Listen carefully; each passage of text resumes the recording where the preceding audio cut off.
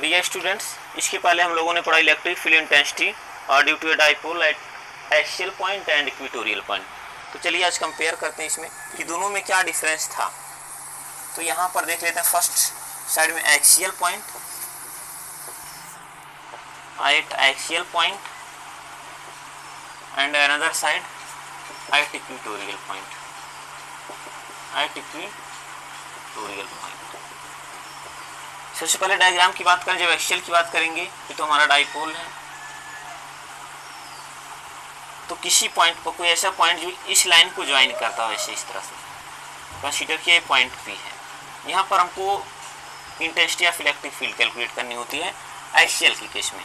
और अगर वो यहाँ पर मिड पॉइंट हो, वो मिड पॉइंट हो तो ये डिस्टेंस हो जाएगा एल, ये डिस्टेंस हो जाएगा एल, क्योंकि इलेक्ट्रिक डाइपोल के डिस्टेंस को हम लोग 2l से रिप्रेजेंट करते हैं और मिड पॉइंट है तो एल एंड एल हो जाएगा। Let us consider the point at which we find to electric field intensity is r from the midpoint of electric dipole.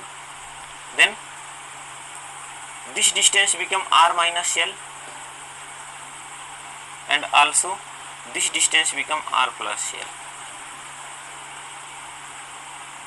ये हो गया डायग्राम एक्सियल के लिए। जहाँ तक बात करते हैं इक्वेटोरियल की, तो यहाँ पर भी चार्ज, दो अपोजिट चार्ज, यहाँ से अवे, इस लाइन से अवे इसके मिड पॉइंट पर, मिड पॉइंट के डायरेक्शन में यहाँ से अभी कोई पॉइंट हो जिसे हम कहेंगे इक्वेटोरियल पॉइंट। वह यहाँ भी हो सकता है, यहाँ भी हो सकता है, यहाँ भी हो सकता है। और ये पॉइंट पी हो, ये मिड पॉइंट ओ हो, ये एंगल थीटा फॉर्म का, दैट मीन्स पॉइंट और इस डाइपोल के बीच का एंगल थीटा हो,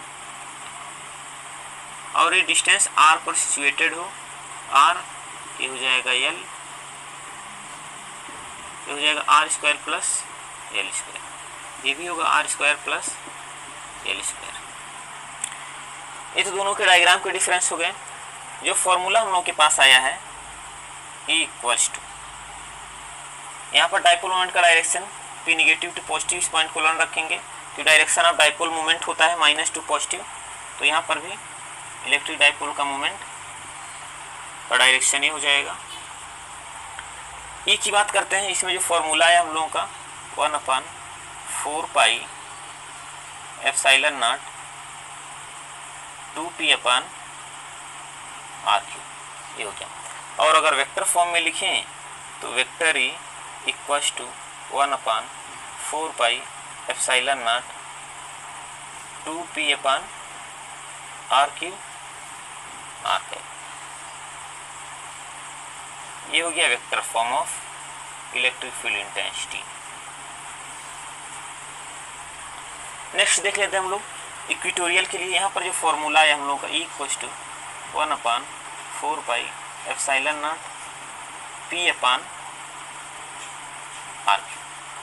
अगर इन दोनों, इसका वेक्टर फॉर्म देखते हैं, सॉरी पहले जो इन दोनों में अगर कंपेयर करते हैं तो इसमें 2p है और यहाँ पर ओनली p है, दैट मीन्स ये क्या होता है, इसका ट्वाइस होता है, इसका ट्वाइस ये होता है। और इसका जो वेक्टर फॉर्म होता है 1/4 pi epsilon naught minus p upon R cube R cap.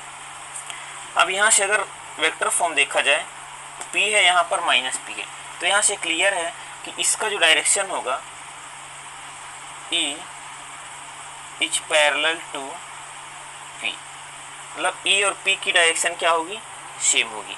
But यहाँ पर जो देखेंगे कि E is anti parallel, anti parallel to,